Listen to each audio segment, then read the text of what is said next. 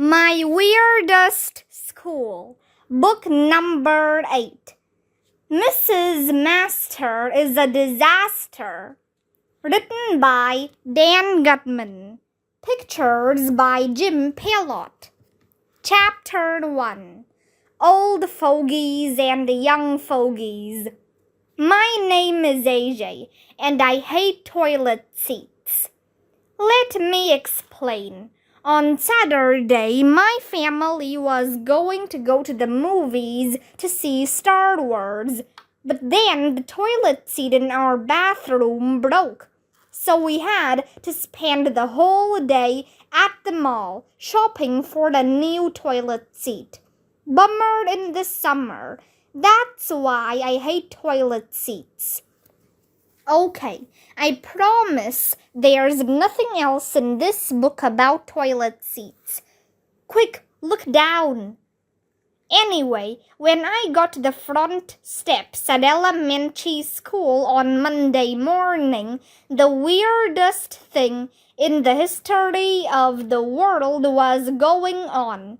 The place was swarming with old fogies. Men and ladies with canes and walkers and gray hair were everywhere. What's going on? Asked my friend Michael, who never ties his shoes. Did they turn the school into a retirement home? Asked Ryan, who will eat anything, even stuff that isn't food. Does this mean we don't have school anymore? Asked Neil, who we call the nude kid even though he wears clothes. No more school, I chanted. No more school. No more school. I figured everybody was going to start chanting no more school with me. I looked around. Nobody else was chanting. Everybody was looking at me. I hate when that happens. What's with all the old fogies? I asked. It's not nice to say old fogies, Arlo, said Andrea Young, this annoying girl with curly brown hair. Older people are called senior citizens. Today is Grandparent's Day, remember? My grandma is coming in to talk about her life, said Alexia, this girl who rides a skateboard all the time. Oh yeah, I forgot. My grandpa Bert told me he would be coming to school too.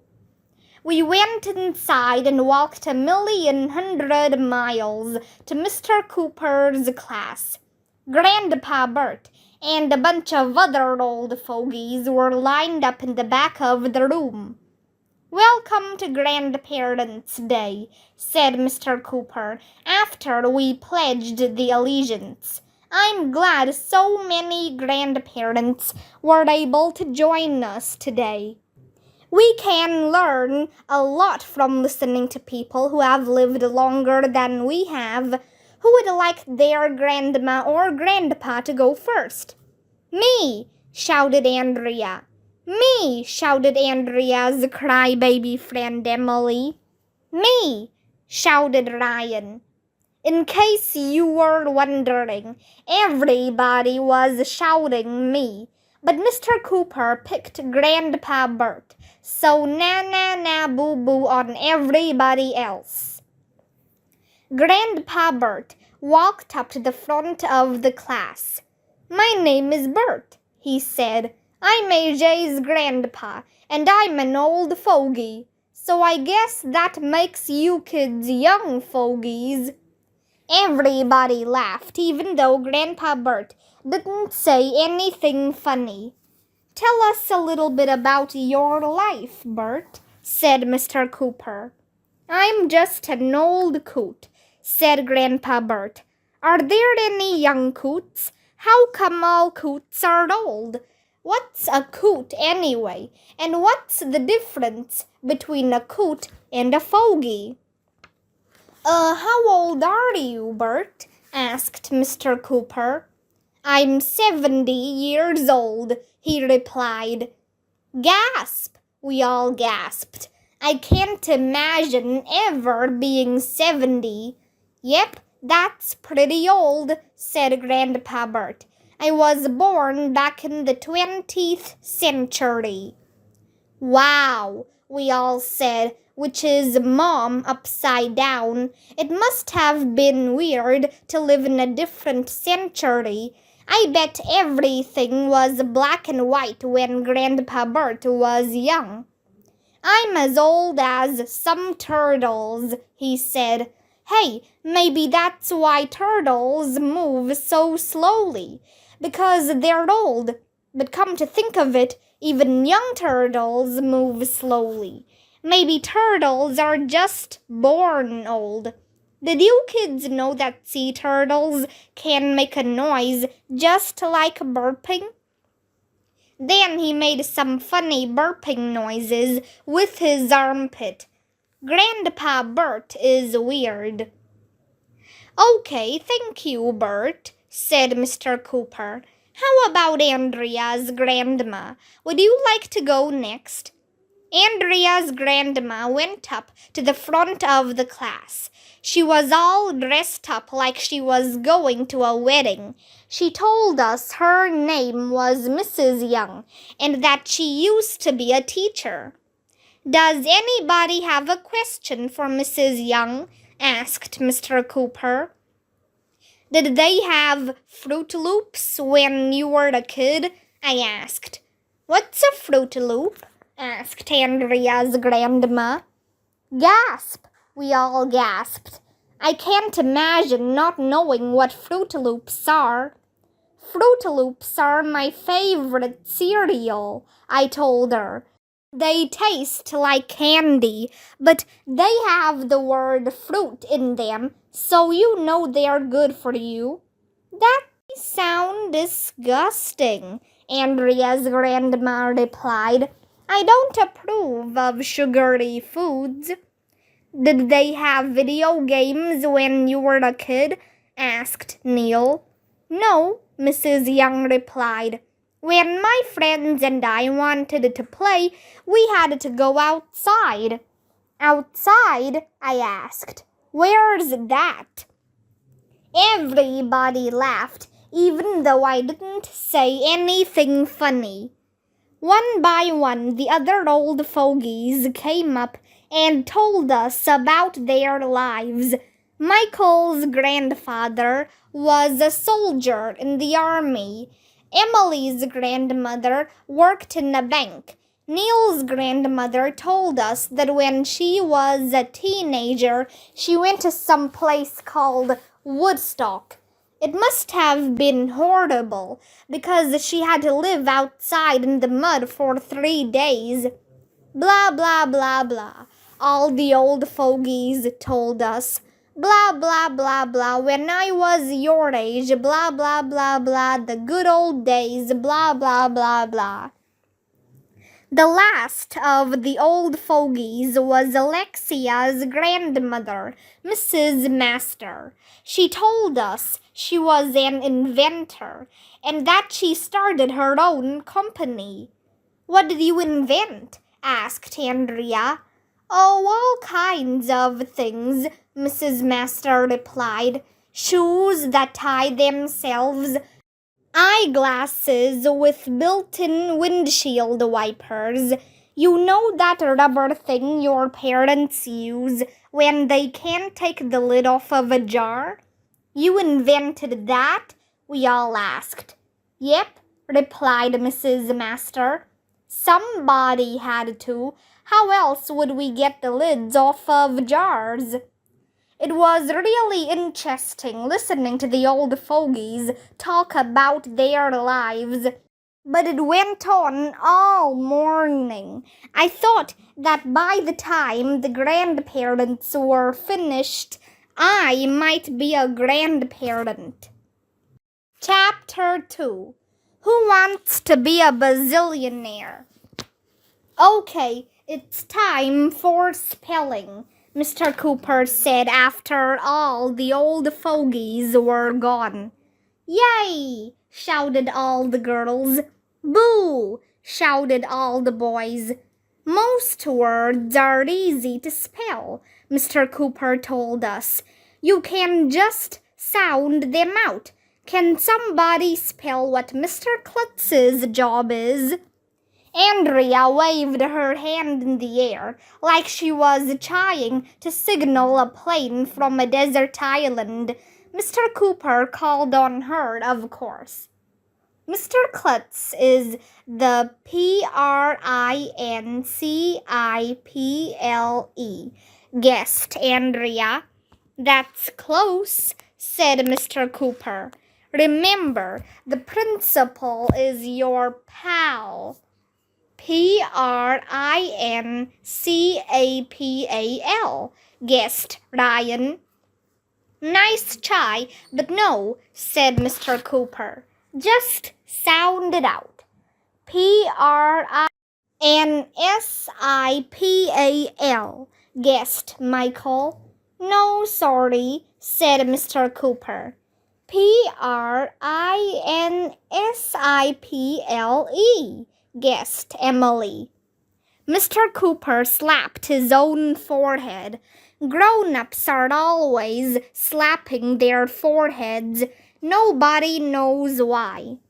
At that moment, the lunch bell rang. Yay! Everybody shouted as we grabbed our lunch bags and ran out the door. I guess we'll never learn the right way to spell what Mr. Klutz's job is. We walked 1,100 miles to the vomitorium. I had a peanut butter and jelly sandwich. Ryan had a peanut butter and jelly sandwich too, but he turned his sandwich upside down and said it was a jelly and peanut butter sandwich. Ryan is weird. Wasn't Grandparents' Day fun? Asked Emily. I hope I never get old, Michael said. I don't want to be an old fogey. Or an old coot, I said. Everybody gets old, Arlo, said Andrea, who calls me by my real name because she knows I don't like it. Getting old is part of life.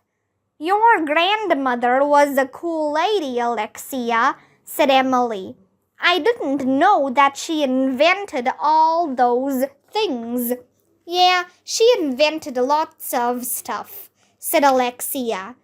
Last week, she invented a cookie dunker that prevents your hand from getting full of milk when you dunk a cookie. I bet she made a ton of money, I said. Hundreds of dollars. Thousands, said Ryan. Millions, said Neil. Bazillions, said Michael. I don't even know if bazillions is a real word. It sounds like a made-up number if you ask me. But even if it is fake, Alexia's grandmother must be really rich. Hey, we should invent something and start our own company, I said. Then we could make bazillions. AJ, you're a genius, said Ryan. I should get the Nobel Prize for that idea. Instead of going to recess after we finished lunch, we went to Mr. Klutz's office. When we got there, he was hanging upside down from a bar near the ceiling. He had on boots that were attached to the bar. What are you doing up there? I asked. Oh, just hanging around, Mr. Klutz said as he pulled himself out of his boots and jumped down on the floor. What can I do for you? This must be pretty important for you kids to miss recess. We want to start a company, like my grandmother did, said Alexia. That's a great idea, said Mr. Klutz. I like my students to think big. What sort of company do you want to start? We don't know, said Andrea. We should make something, said Ryan. Well, what do you want to make? Asked Mr. Klutz. We want to make bazillions, I said. Said Mr. Klutz. I don't know if I can help you. I don't know the first thing about starting a company.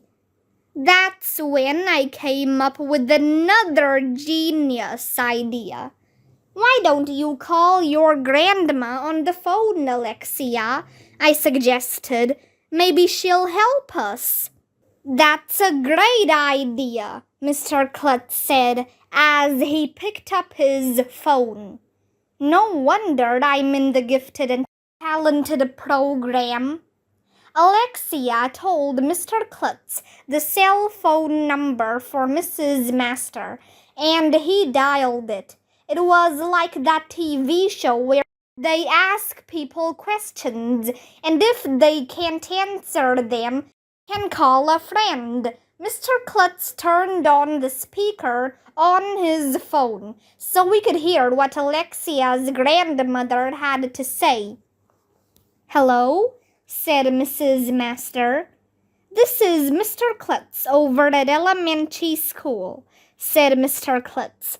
May I speak with Mrs. Master? Speaking, said Mrs. Master.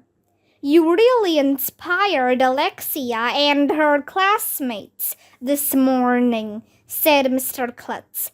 Now they want to start their own company. Can you give them any advice? I'm pretty much retired now, so I have plenty of time, replied Mrs. Master. I'll be right over.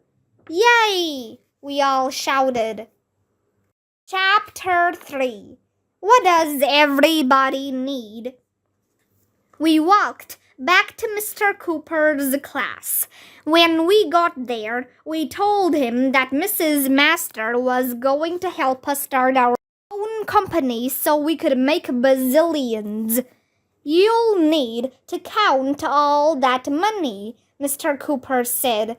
Math is very important in the business world. So let's all turn to page 23 in your math. He never got the chance to finish his sentence. At that moment, you'll never believe who came through the door. Nobody. You can't come through a door. Doors are made of wood. But you'll never believe who came through the doorway. It was Mrs. Master, and she was riding a hoverboard. Hello, my young fogies, she hollered. Mrs. Master, why are you riding a hoverboard? Asked Mr. Cooper. Oh, it's not just a hoverboard, she said. It's a combination hoverboard and a lawnmower, so you can hover and mow at the same time. It's my latest invention. Cool, we all shouted. Grandma is always coming up with ideas like that, said Alexia. So you want to make an invention and start your own company, said Mrs. Master. What do you want to invent? We don't know, Grandma, admitted Alexia. Said Mrs. Master. Well, the first rule of inventing is to invent something that everybody needs. Let's put on our thinking caps, said Mr. Cooper. I looked in my desk. There was no thinking cap in there. I would just have to think without one. What does everybody need? I thought and thought. I was thinking so hard that my brain hurt. Food, shouted Andrea. Everybody needs food. Clothes, shouted Neil the nude kid. Shelter, shouted Ryan. We all need a place to live. That's true, said Mrs. Master. Pencils, said Mr. Cooper. I'm always losing my pencil. Everybody was thinking. That's when I got the greatest idea in the history of the world. A toilet seat, I shouted. Everybody laughed, even though I didn't say anything funny. Okay, I know it said there wasn't going to be anything else in this book about toilet seats. But think about it. Everybody needs a toilet seat. If you don't have a toilet seat, you'll fall into the toilet.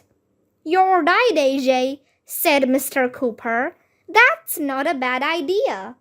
The only problem is that most people already have a toilet seat, said Mrs. Master. When you buy a toilet, it comes with a seat. An inventor wants to invent something that people don't already have. What if we were to make the toilet seat special? I said, or different. How can we make a toilet seat different? Asked Mr. Cooper. Aren't all toilet seats pretty much the same? I thought and thought and thought some more. I thought my head was going to explode. What if the toilet seat was heated? I asked. Then it wouldn't feel cold when you sit on it. That's a good idea, AJ, said Mr. Cooper. He looked really excited. Yeah, everybody shouted. Everybody shouted. I think they have heated toilet seats, said Mrs. Master. Somebody already invented it. Oh, everybody groaned. Said Mr. Cooper. Grown-ups always say when they're thinking. Nobody knows why. How about a heated toilet seat that glows in the dark? Mr. Cooper suggested. Then you can find the toilet at night without turning the bathroom light on. Yeah, everybody shouted. Well, that would be different, said Mrs. Master. I don't think anybody ever invented that. And we can make the toilet seat scented so it smells pretty, said Andrea. A heated, scented toilet seat that glows in the dark, shouted Mr. Cooper. I love this idea. And we could make it talk, I shouted. Everybody laughed, even though I didn't say anything funny. Arlo, why would anybody in the world want a talking toilet seat? Asked Andrea, rolling her eyes.